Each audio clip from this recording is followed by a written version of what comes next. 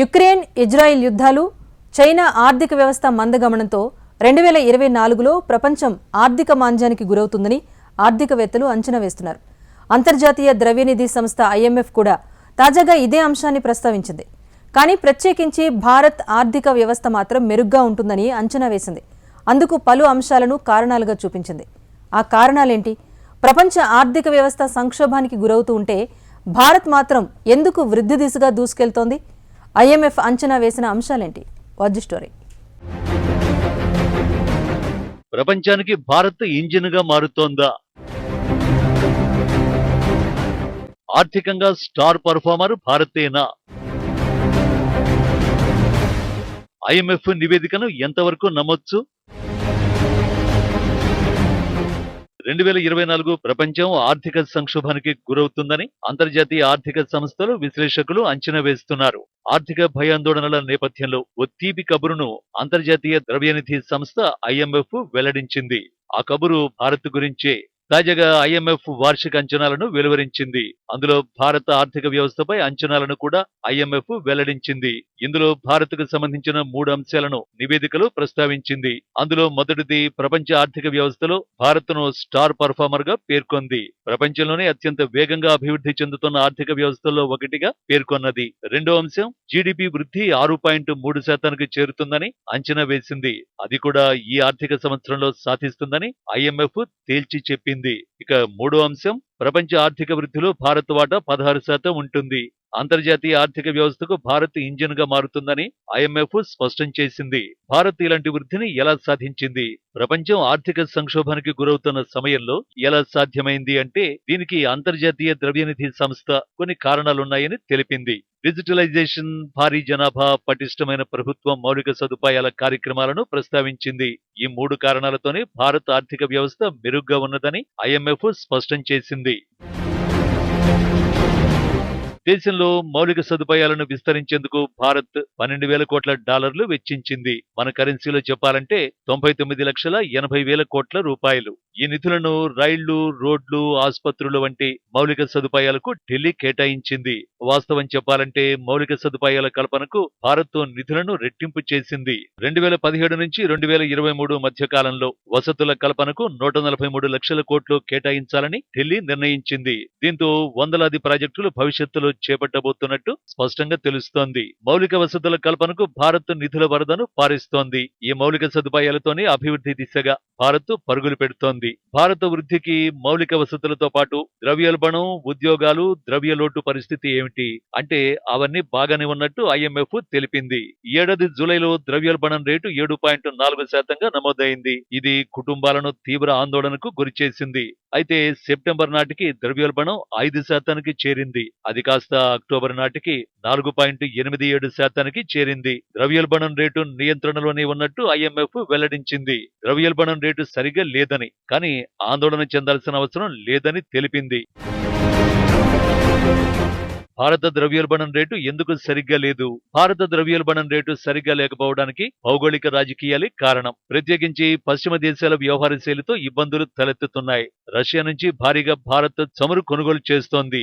భారత్కు రష్యా భారీగా రాయితీలను ఇస్తోంది.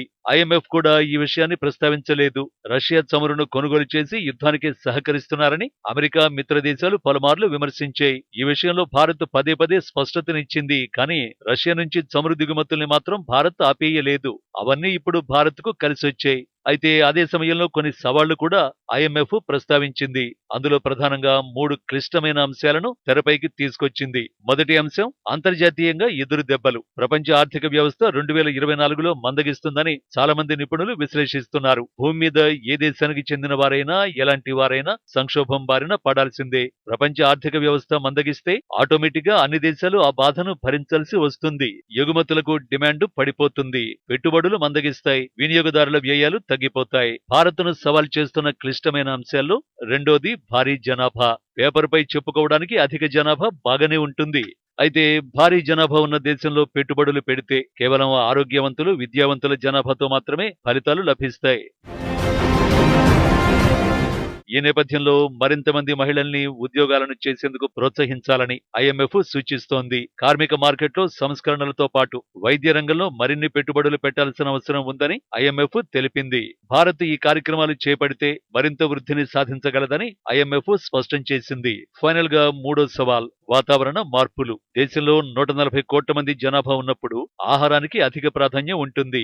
ఆహారం కావాలంటే వ్యవసాయాన్ని ప్రోత్సహించాలి. అది జరగాలంటే వాతావరణాన్ని అంచనా వేసేలా ఉండాలి. ఇదే ఇప్పుడు భారత వ్యవసాయాన్ని ఆందోళనకు గురి చేస్తోంది. ఉదాహరణకు భారత్ లో చక్కెర ఉత్పత్తిని పరిశీలిద్దాం. ఈ ఏడాది 12% చక్కెర ఉత్పత్తి పడిపోయింది. వచ్చే ఏడాది ఆ ఉత్పత్తి తరుగుదల కాస్త 8% చేరనున్నట్టు అంచనా వేస్తున్నారు. ఎందుకు చక్కెర ఉత్పత్తి పడిపోయింది? సరైన వర్షాలు కురియకపోవడంతో చెరకు పంట సాగు పడిపోయింది. ఒకవేళ ఈ అంచనాలే నిజమైతే 2024లో చక్కెరను భారత్ ఇతర దేశాల నుంచి కొనుగోలు చేయాల్సిన పరిస్థితి తలెత్తనుంది. భారత్ 7 ఏళ్ల క్రితం అంటే 2017లో చక్కెరను విదేశాల నుంచి దిగుమతి చేసుకుంది. అదే సమయంలో అంతర్జాతీయ మార్కెట్లకు భారత్ 12% చక్కెరను ఎగుమతి చేస్తోంది. ఒకవేళ భారత్ చక్కెర ఎగుమతులు నిలిపేస్తే ధరలు పెరగనున్నాయి. ఒక ఇండియానే కాదు, ప్రపంచవ్యాప్తంగా చక్కెర ధరలు పెరగనున్నాయి. అయితే ఈ పరిస్థితి ఒక్క చక్కెరకే పరిమితం కాదు. భారత్ ఇప్పటికే గోధుమలు, బియ్యం ఎగుమతులు నిషేధించింది. వచ్చే ఏడాది కూడా ఈ నిషేధం అమలు కొనసాగే అవకాశం ఉంది. అలా ఉంటేనే భారత ఆర్థిక వ్యవస్థ బాగుంటుంది. భారత్ వృద్ధి రేటుపై IMF సంతోషం వ్యక్తం చేసింది. అయితే భారత విషయంలో ఎక్స్చేంజ్ కంట్రోల్ విధానాన్ని మాత్రం IMF తీవ్రంగా వ్యతిరేకించింది. అంటే భారత్ సాధారణంగా మారక నిర్వహణపై అభ్యంతరాలు చెబుతోంది. ఇందులో రిజర్వ్ బ్యాంక్ ఆఫ్ ఇండియా తీవ్రంగా జోక్యం చేసుకుంటున్నట్టు IMF చెప్పింది. అసలు RBI జోక్యం ఎలా చేసుకుంటుంది అంటే రూపాయిని ఆసరాగా చేసుకుని మార్కెట్లలో డాలర్లను అమ్ముతోన్నట్టు విమర్శించింది. అయితే రిజర్వ్ బ్యాంకు మాత్రం IMF విమర్శలని కొట్టిపడేసింది. అంతర్జాతీయ ద్రవ్యనిధి సంస్థ సేకరించిన డేటా మసిపూసి మారేడుకాయని చేసిందని RBI మండిపడింది. అంటే IMF ఇక్కడ కావాలనే ఇలాంటి రిపోర్ట్ ఇచ్చిందా అన్న అనుమానాలు వ్యక్తమవుతున్నాయి. IMF భారత ఎక్స్చేంజ్ ను మార్చాలని సూచిస్తోంది. అక్టోబర్ వరకు భారత మార్కెట్లు ఆటుపోట్లకు గురయ్యాయి. కానీ ఇప్పుడు స్థిరంగానే ఉన్నాయి. అయినా IMF మాత్రం అలాంటి విమర్శలే చేయడంతో తన వార్షిక నివేదిక సరైనదేనా అన్న సందేహాలు వ్యక్తమవుతున్నాయి. IMF రిపోర్టు ఎలా ఉన్నా భారత ఆర్థిక వ్యవస్థ మాత్రం నిలకడగానే ఉంది. అంతర్జాతీయ ఒడిదుడుకులు ఉన్నా విదేశీ మారక నిధులను ఆర్జిస్తోంది. 2022లో ఉక్రెయిన్ యుద్ధంతో ప్రపంచ దేశాలు ఆందోళనల్లో కొట్టుమిట్టాడాయి. కానీ భారత ఆర్థిక వ్యవస్థ మాత్రం సాఫీగా సాగింది. విదేశీ మారక నిధుల్ని కూడా భారీగా పెంచుకుంది. ప్రస్తుతం భారత్ వద్ద $60,000 కోట్ల విదేశీ మారక నిధులు ఉన్నాయి. అంటే ఇతర దేశాలతో పోలిస్తే మెరుగైన స్థితిలోనే ఉందని ఇదే స్పష్టం చేస్తుంది.